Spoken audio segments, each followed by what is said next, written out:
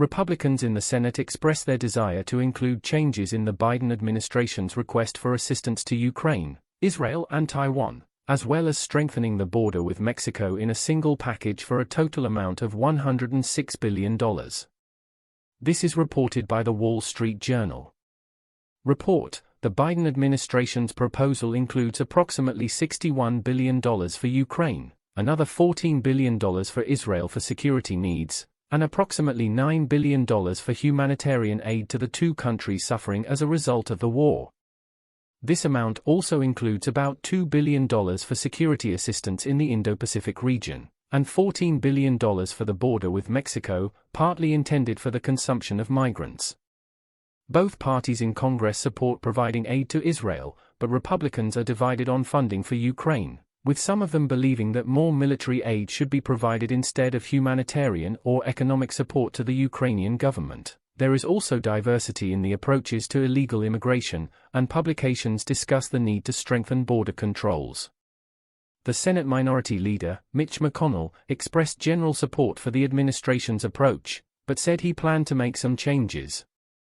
Last week, Senator Tom Cotton, a close staffer of McConnell, called the administration's proposal unfair. He stated that the Republicans will independently introduce a bill on alternative financing in the Senate, and put forward several key positions. I will not spend, for example, $5 billion on satisfying the potential needs of residents of gas. Such money, in his words, could get into.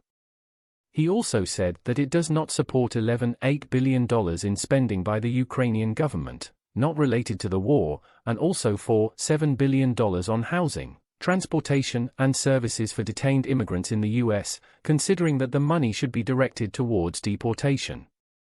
The bill requires support from both parties to pass it, as it requires 60 votes to advance it in the Democrat-controlled Senate.